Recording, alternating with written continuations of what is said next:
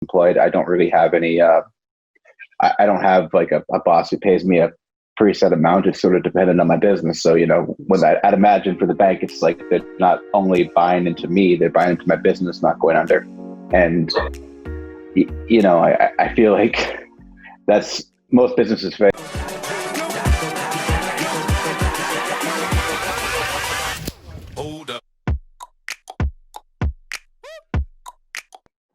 All right.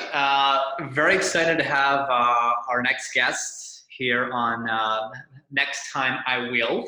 And this is an entrepreneur who got a mortgage, being self-employed, and has quite a story on the whole process. So first and foremost, I want to welcome Adam Lando from Dad's Printing. Thanks for being on, man. How you doing? Good. Thank you for having me. Yes, you bet. And this is going to be a quick video, right to the point.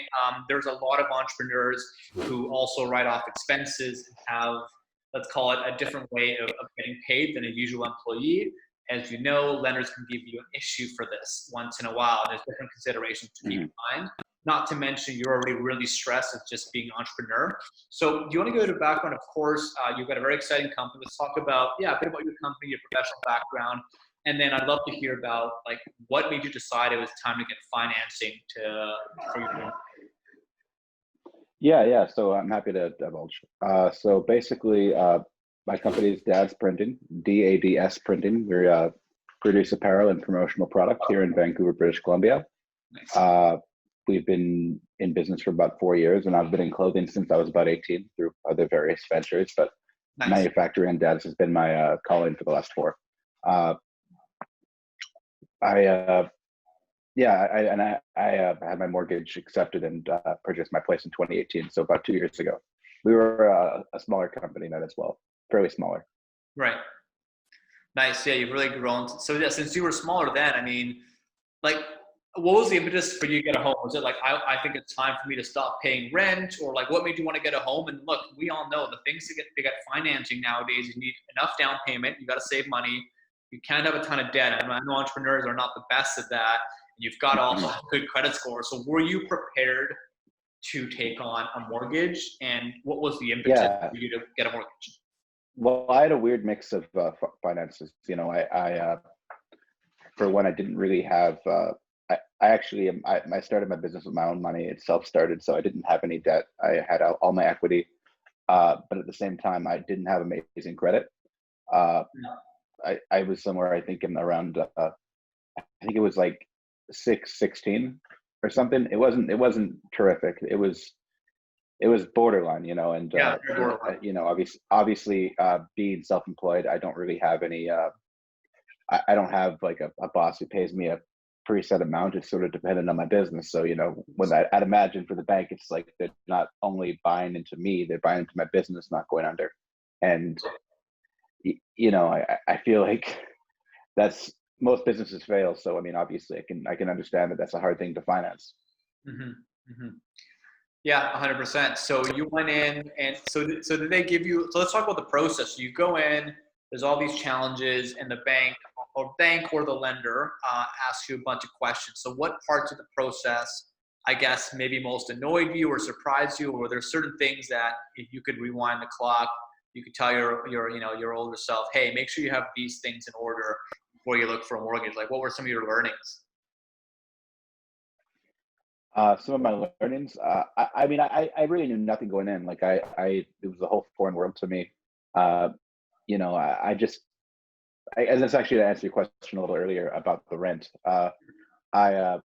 Sorry, about why I was interested in doing it. I was tired of paying rent.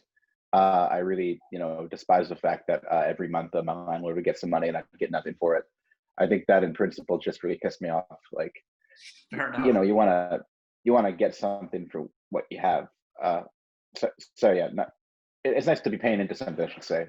I did like where I was at, but it was empty. It was empty money every month, and I couldn't subscribe to that anymore. I do also want to point out that the market. I'm in Vancouver myself. At the time, the market actually was buying in was Montreal, which if you're in Vancouver, you know how it is here. You pay way more than you think you should, and it's really expensive just to enter the market. And there's not. It's hard to say for sure, but I'd imagine the upside isn't as great as a market that's like still growing. Whereas Vancouver, it's almost like a flower that's blossomed. Like we don't know how big that flower is going to get, but Montreal was like a seed. There was so much room for growth there. So I think my personal interest, just I want to be honest with you, I want to have a little more fun in life. I want to explore something different. Of course. Yeah, I mean, Montreal seemed really appealing to me. Yeah, that's amazing. So yeah, that's a definite good purpose to want to A, get out of Vancouver, and B, not stop paying your landlord's mortgage. So you get into it, and relatively seamless. Again, do you remember the process? Like all the paperwork they asked for you. Was there good communication? Was your broker involved? Like, tell us more about being in the trenches. So finding the place took a bit of time. I think my first, I can't mention names Sure. because I don't want to piss anyone off. But my first realtor was he was what you'd call green. He's very fresh, I guess, new to the game. And I was going to buy into a place with him. I was about maybe a day away from actually making an offer. Wow. I was just talking to his financing guy, and when I was talking to the financing guy, he said, "Oh, you mean that unit?" He said, "You should go. You should check out CBC." And so I went on to CBC, and there was an article like right there saying like that unit had gone bankrupt earlier in the year, and so the developer had gone bankrupt earlier in the year, and they had to find a new purchaser for the development, which they did. What that meant, though, is that all the people who actually bought into the place got nothing for it. Like they lost their deposit, they lost their home. And I just hated that. I hated that I didn't know that, for one. I felt like, this is the most important purchase at this point in my life. And it's really important that I'm as informed as possible. Mm-hmm. And for that not to have come up, like, first of all, I don't love, I understand business is business, but I don't love the precedent that sets personally. Mm-hmm. And the fact that, even if I have a down payment on a unit in that kind of environment, that I could just lose everything because someone else wasn't responsible. That didn't work for me. So I actually ended up changing realtors. Mm-hmm. He wasn't happy about it, but I mean, it's not like I'm not trying to, it's too important to like take chances. I'm not going to try to give someone a second chance if they don't get it right the first time. Not for something like this, Yeah, for sure. And I found someone eventually, bought a different place, but the real challenges for me were with financing, actually getting approved for a mortgage. And, like I said, I didn't have great credit. I did, in Montreal, a lot of people, I think at the time, and probably still buy in Montreal because, I think we've spoken about this before. You said, I think it's like any place under $500,000, you can put as little as 5% down. Yeah. So, and it just so happens that like there is a wealth of places in Montreal under $500,000 and nice places. It's not like you're living in a shithole. It's like it's a I don't know if I can swear, but it's okay. Well, I'll keep it PG as much as possible. But man, vent here, man. Like let it all out. It was a stressful process. If people want to hear this. Yeah, no, I mean. I did enough swearing, I think, for the whole process back then. I don't really have to anymore, but it was I mean, it was just about, I found a great unit, it was a 2-bedroom, one washroom with parking, which, with metropolitan cities, it's becoming more and more of an asset to have parking. Huge. And in a great neighborhood. It's in the Plateau area of Montreal, and like somewhere I would want to live. I don't actually live there now, it's rented out, but at the time I did think I would be living there, and I did for a while. But I think it was about $299. I originally listed, I think it came down to $291, and the 5% would have been really, I was never really planning on giving that low a deposit because something like that to me just sounded kind of like I had money to spend to an extent, and I wanted to, not have to pay it out over time. So I guess the combination of that with bad credit meant I had to put about a 35% down payment. Oh, wow.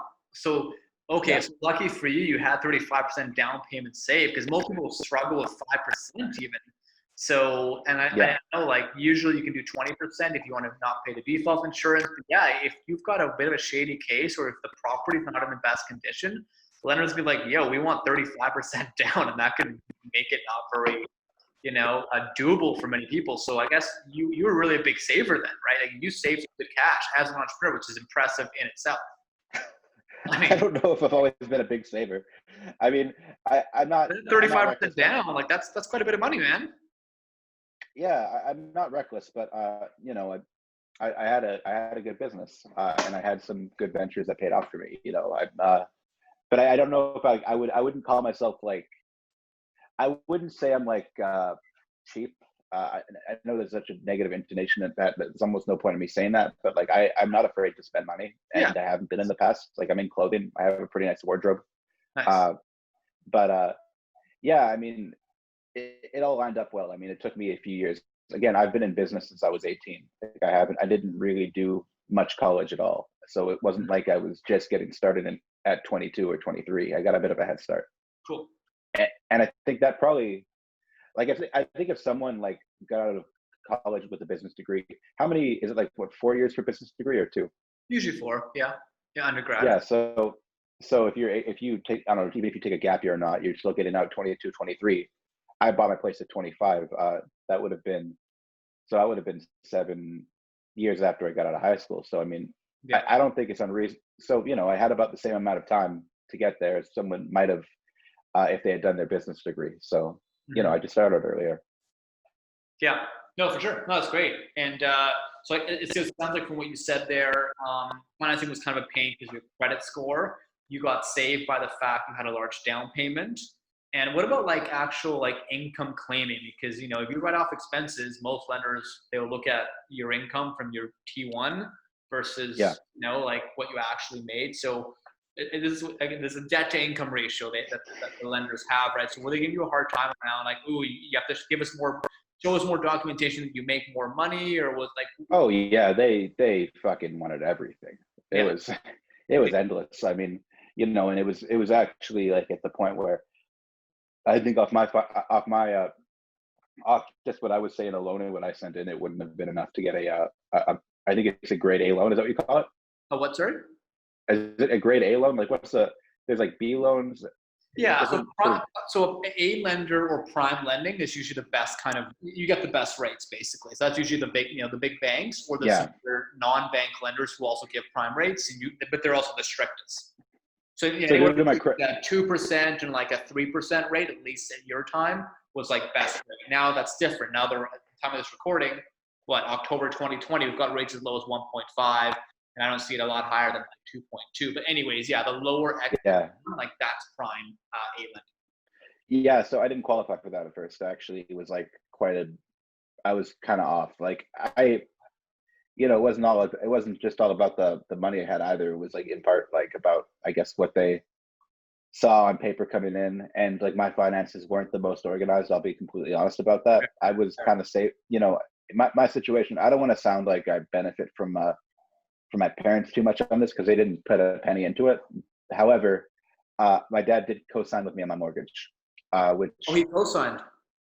yeah, he Okay, great. co-signed. That's useful. And my parents own a place in Vancouver. They have some land on the island, and they've got a good. Me even, I have a good history with the private sector of Royal Bank. The private finances. So, I think that was the thing that like actually got us approved was I told my broker through Royal Bank what was going on. I said, hey, can you vouch for me? I'm kind of in a tough spot here. And he just contacted the guy who I guess was under him or something in hierarchy. Thank God for that, and made it happen. And we got approved. But it was quite stressful. And my dad, my parents work in film. He was working in a movie in California at the time, and having to like do like kind of send me forms back and forth. And I don't know if you know much about working in film, but we're talking 12-hour days pretty consistently. Like it's hard. It's hard work.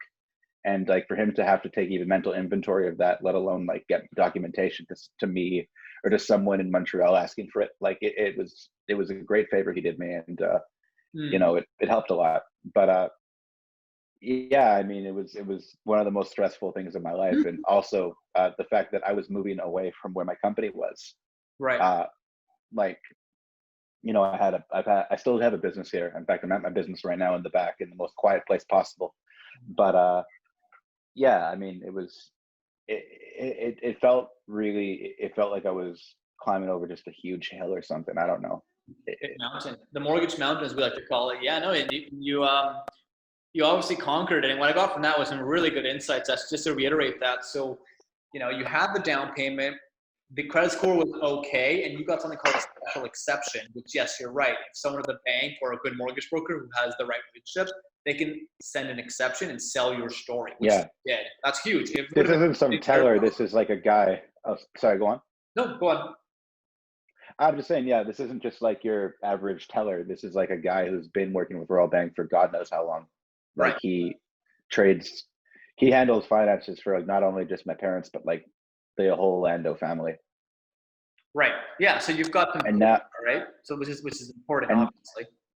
yeah, definitely helped.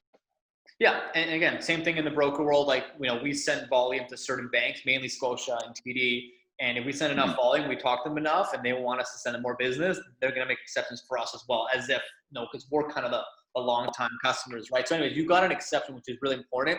And you're right. So you have to get a cosigner who, I'm guessing they use your dad's income on top of your income to qualify you off your debt to income ratio. And that was big, right? That helped you afford a lot more. It kept you with an A lender instead of going to a B lender. Because if you didn't have your dad's income to help you out, you would have to pay higher rates, which can be okay as a crutch. But if I didn't want to do it. Co-signers are actually a key thing people sometimes forget about. If you have a parent who can do that, it's great. Yeah. No, it was good. It was good to finally get it all solved. It's and obviously I'll probably be doing that again in the next few years. Frankly, I'd like to get a place in Vancouver. Nice. I'm not sure if I want to keep the one in Montreal. Actually, I mean, Hopefully in the perfect world, I'd have. Sorry. Hopefully you can sell it for a profit, right?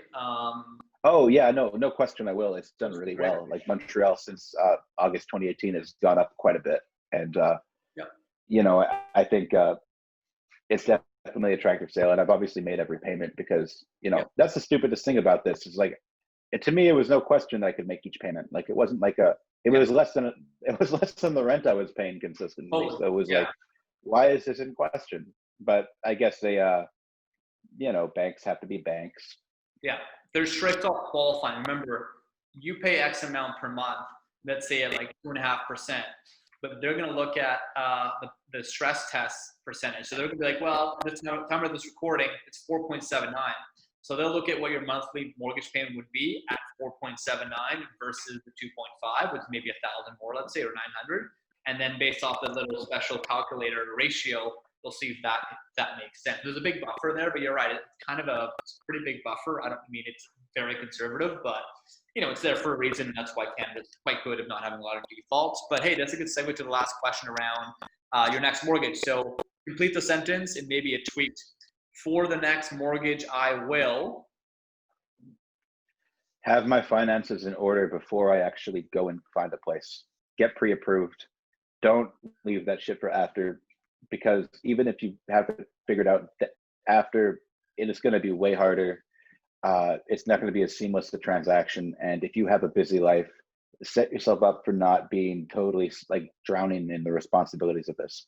So have your papers in order. I love it. And with that, that's it. That's a wrap, man. That's great knowledge. We're going to link to everything in the show notes. Thanks again for your very honest and raw insights on the process, and congrats on that working for you, and good luck with the next steps of the venture, and of course your next mortgage mountain. That's really cool. Thank you, Paul, and thank you for giving me a platform to hopefully help the next person in this situation. 100%, man. And with a t-shirt like that or a shirt like that, there's no way we can't have you on the show. That is a great shirt, I must say. You're seriously girl. I can't take credit for the design, but I appreciate the feedback. For sure. Thanks again. I really appreciate it. Have a good day. You too. See ya.